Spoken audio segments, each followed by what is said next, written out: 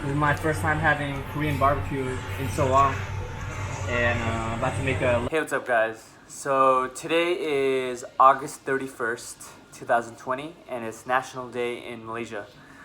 I tried looking up how the Malaysians celebrated their national holiday, and there wasn't really much events, due to the pandemic.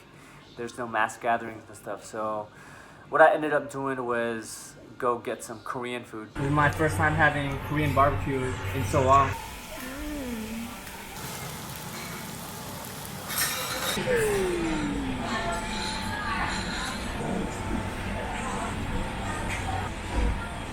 Cheese right here.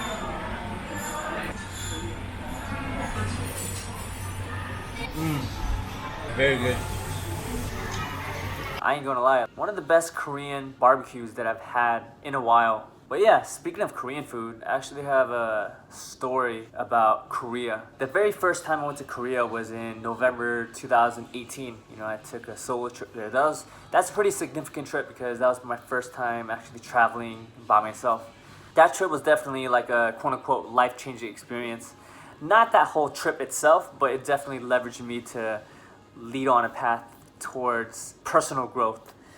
I have a lot of stories behind that, but today I'll just be sharing with you what happened on the first day that when I arrived in Korea for the first time. So on the very first day, what ended up happening was I got into a free K-pop concert that was televised with famous names such as BTS, EXO, Twice, etc., etc. It was televised celebrating the Olympics of that year in 2018. How that happened was very random. So what had happened was on the very first day when I arrived to Korea, I arrived there at like 6 a.m. in the morning, and I didn't really have any like solid plans that day, And I had to wait a few hours to check in my hostel. And after I checked in my hostel, I got my SIM card and everything done and asked for suggestions. And they gave me like a list of things to do, and I decided to just take it easy. And I decided to check out a palace. So since I got there in the morning, I didn't really have a chance to eat. So I was pretty hungry. I haven't ate all day ever since the flight. After I got my phone stuff done, I decided to head to the palace, head there, and then just eat around that area. Somehow I got off the wrong stop, and I was like, all right, I don't want to try to find the directions right now. I'm just gonna find a restaurant at the wrong stop and just eat there. So I ate at a restaurant, and after that, I hopped back on the train and figured out the right stop to the palace. So when I got to the palace, I was walking around, and then I happened to see someone outside the palace just taking pictures. And not to sound stereotypical or someone that just assumes, but she looked like someone that possibly knew how to speak English. First off, I don't know how to speak Korean, and the fact that I was traveling alone, I was looking to connect with people too. I just randomly walked up to her and then just started a conversation. And yep, she did speak English, and then we just started a conversation. We decided to head to the palace. As we were walking in, the guards stopped us and then told us that they were closing soon, so we couldn't go in. So we were like, damn, this sucks, Me and this new friend that I just met decided to just chill and walk around the area for a little more, since we had a good rapport going on, And I found out that she was also traveling solo, and she was also from America. And, as we were walking, chilling around the area, about 20, 30 minutes later, this random Korean guy stops us in our tracks. And just first thing he says is like, do you guys like K-pop? And she was like, yeah, hell yeah. And for me, I'm like, it's all right, to be honest, I really did not know anything about K-pop, as I've said, the only perception that I have of K-pop was my judgmental views of feminine boys with eyeliners, no disrespect, that was just my ignorance at that time. But yeah, no, so the guy was like, hey, all right, so since you guys like K-pop, these are 2 free tickets to a concert. We were just kind of puzzled because this is random. Why would anyone random just offer us tickets? You know what I mean? We took the tickets. We were kind of walking around, and we were kind of questioning it. At least I was. I was like, this is kind of weird, and I don't know if it's real or not. We had a little trouble finding the venue because we asked the security guards around the area, but they couldn't really lead us in the wrong way.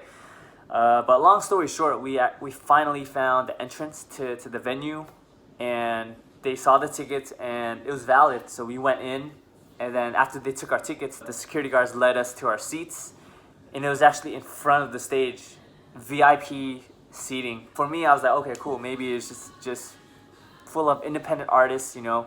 I'm not trying to knock on independent artists, but I'm just saying I felt like, okay, maybe it was more of a local thing. It didn't really have this high magnitude as it really was, you know what I mean? There's more shock value in hindsight now that I know who they are. But at that time, during that concert, it was just, I was definitely blinded and ignorant about who was on stage. And the thing is, the crazy thing is that this concert was televised.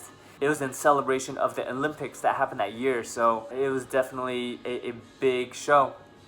And it's like, how the hell did we get in for free? Overall, you know, it was definitely a great experience, you know. I'm definitely the last person that should be there. I definitely did not deserve to be there, you know. I remember being inside, and I can see past the fence a bunch of like girls, K-pop fans that was trying to get a glimpse of the concert.